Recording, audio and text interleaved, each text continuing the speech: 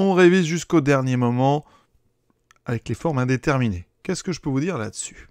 Tout d'abord, par addition. Alors, il y a un premier classique, c'est les polynômes. Par exemple, x3 moins x. Quand on est en plus l'infini, qu'est-ce qui se passe? Eh bien, en plus l'infini, on a un problème, parce que là, on a plus l'infini moins plus l'infini. On a deux infinis positifs qui se soustraient. Donc là, c'est une forme indéterminée. On ne peut pas savoir, donc on est obligé de factoriser. C'est tout simple, ça fait ça, moins 1 sur x carré. Et en factorisant, et là, il faut factoriser toujours par le plus fort. Donc il faut savoir que x au cube est vraiment plus fort que x, ce qui fait que votre parenthèse ici tend bien évidemment plus l'infini vers 1. C'est donc ici x au cube. On a plus l'infini fois 1. Ça, c'est tout à fait déterminé. C'est plus l'infini. Vous avez le même genre de choses avec de l'exponentielle x moins x. D'accord?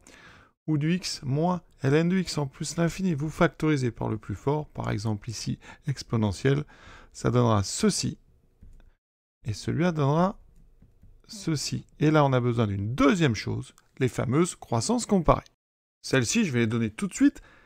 Alors, à connaître absolument par cœur, la limite quand x tend vers plus l'infini du rapport. Là, on est sur des formes indéterminées par quotient. Exponentielle x sur x, c'est plus l'infini. C'est l'exponentielle qui l'emporte. Et vous pouvez même, ici, mettre n'importe quelle puissance de x, et ça marchera encore. Vous avez aussi croissance comparée entre le logarithme de x et x. Celle-ci, elle donne ceci. La limite, quand x tend vers plus l'infini, ln de x sur x, c'est 0. D'accord? Et c'est pareil, on peut l'étendre avec des puissances ici de n. Donc vous voyez bien que là, on a exponentielle de x sur x, mais c'est inversé, donc comme exponentielle sur x tend vers plus l'infini, ceci tendra vers 0. Donc ici, ma parenthèse, elle tend vers 1. Et pareil pour celle-ci. Donc ce qui va donner la limite, eh bien c'est le facteur qui est devant à chaque fois. Dans ces formes indéterminées par soustraction ou addition. Donc là, plus l'infini, et ici, plus l'infini aussi. Donc pour résumer, les formes indéterminées par addition, c'est quand vous avez ici un infini, alors moins un autre infini du même signe. Donc vous avez par exemple plus l'infini avec une soustraction entre les deux, ou alors moins l'infini avec une soustraction, sinon vous avez les mêmes avec le symbole plus.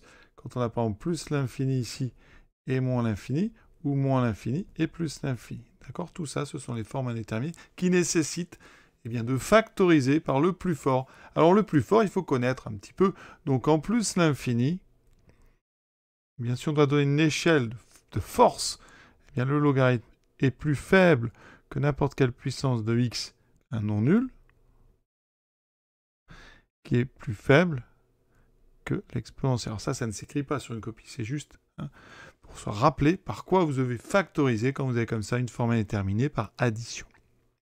Et comme ça, ou vous faites apparaître des rapports, une puissance de x, voilà, ou alors un rapport entre ln et une puissance de x, ou exponentielle et une puissance de x qui vous forcera ou qui nécessitera l'usage des croissances comparées, ce que certains appellent le théorème des croissances comparées. Maintenant, les produits. Alors, quels sont les produits indéterminés? Il n'y a qu'un type. C'est 0, enfin quelque chose qui tend vers 0, fois quelque chose qui tend vers l'infini, plus ou moins l'infini. Voilà. Le plus emblématique de tous, c'est ce x ln de x, quand x tend vers 0. Quelle est la limite de x ln de x quand x tend vers 0? Là, on a un x qui tend vers 0, ln de x qui tend vers moins l'infini, c'est une forme indéterminée. Celle-là, il faut la connaître aussi. Il faut savoir que c'est le x qui va donner sa limite, c'est donc 0. Donc on note ça, et c'est une croissance comparée. Et vous pouvez la généraliser avec une puissance n. Donc on écrit ça en bas, limite quand x tend vers 0. Alors évidemment, on ne précise pas, mais c'est 0 par valeur positive, x strictement plus grand que 0.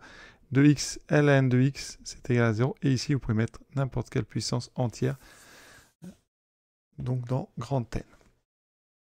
Une autre limite importante, c'est x, donc exponentielle moins x, quand x tend vers plus l'infini. Alors ça, c'est déguisé en fait, parce que exponentielle moins x, c'est 1 sur exponentielle x, donc ça, c'est comme si on vous demandait la limite de x sur e de x. Dans ce cas, on revient sur un quotient, et là, on utilise une croissance comparée, et ça fait 0. Évidemment, ne voyez pas des problèmes là où il n'y en a pas. Par exemple, si je vous avais demandé la limite en moins l'infini de x exponentielle moins x, eh bien ça n'est pas du tout indéterminé, parce que le x va vers moins l'infini, et l'exponentielle de moins x va vers plus l'infini, donc ça va vers plus l'infini. On est donc sur un produit tout à fait déterminé, la limite sera donc moins l'infini. Là où il y a une vraie forme indéterminée, c'est quand x tend vers moins l'infini pour le produit x exponentielle x. Effectivement, x va vers moins l'infini, exponentielle x va vers 0. Donc ça, c'est tout à fait indéterminé. Et pour le lever, il faut l'apprendre. C'est ici l'exponentielle qui va donner sa limite. Donc ça, c'est une autre croissance comparée. Donc je vais vous la donner en bas. La limite, quand x tend vers moins l'infini de x exponentielle x, c'est 0. Et vous pouvez même ici mettre n'importe quelle puissance de x entière, naturelle. C'est pareil, n'inventez pas des formes indéterminées. Exponentielle de x sur x en moins l'infini, ça n'est pas du tout indéterminé, parce que on peut l'écrire d'une façon plus simple. Exponentielle x fois 1 sur x, c'est donc un produit de quelque chose qui tend vers 0 par quelque chose qui tend vers 0. La limite, c'est directement 0. Donc sur une copie, ici, vous devrez dire croissance comparée.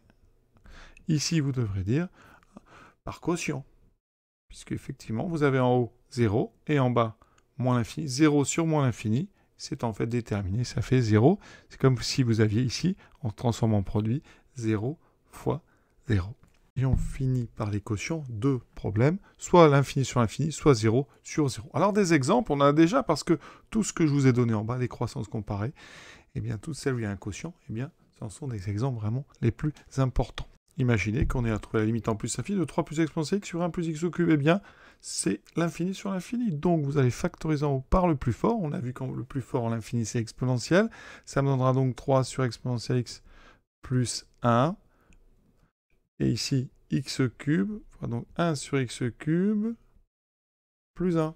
Donc, comme on a factoré par le plus fort, eh bien, dans les parenthèses, c'est des limites très simples. Ça fait 1. Ici, ça fait 1 aussi, et vous avez toujours, et vous aurez toujours à regarder ce qui est apparu devant. Alors, si c'est des exponentielles dln et dx, eh bien on utilisera des croissances comparées ici. C'est donc exponentielle x sur x puissance n pour n égale 3, ça tend donc vers plus l'infini. Parfois, vous allez faire, par exemple, dans des cas de fonctions rationnelles, si vous faites 3 plus x2 sur 1 plus x3, vous aurez factorisé en haut par x2, en bas par x3, et donc, il faudra tout simplement simplifier la fraction ici, x2 sur, le quotient x2 sur x3 qui donne ici 1 sur x. Et en plus l'infini, eh bien, ça tendra par exemple vers 0. Vous voyez? Donc attention, les croissances comparées servent au moment où vous avez des rapports ou des produits entre exponentielles des puissances de x et des ln de x. Une dernière chose, quand on a des suites, vous pouvez avoir des limites du type 1 plus 2 puissance n sur 2 plus 3 puissance n. Dans ces cas-là, on factorise en haut par 2 puissance n, qui est vraiment le plus fort entre 1 et 8. Donc ça donne 1 sur 2 puissance n plus 1. Sur ici, on factorise par 3 puissance n. Ça fait 2 sur 3 puissance n plus 1. Vous remarquez encore que comme on a factorisé par le plus fort, les deux parenthèses tendent vers 1, donc ne pose aucun problème. Ce qui pose problème, c'est le rapport 2 puissance n sur 3 puissance n qu'on transforme tout de suite. Et ça, c'est très spécifique à ce thème-là. Ça fait 2 sur 3 puissance n. Et là, on est dans le chapitre des suites géométriques. 2 sur 3 est entre 0 et 1. Donc, la limite de 2 sur 3 puissance n, c'est 0 quand même, tend vers plus 1. Vous voyez, ça, c'est important aussi. Ça peut être l'objet d'une question dans un QCM ou un vrai ou faux. Voilà. Donc, retenez bien les 4. Ici, forme indéterminée que j'ai mise. Ici, ces petites astuces. Évidemment, j'ai certainement oublié plein de choses parce qu'il y a beaucoup.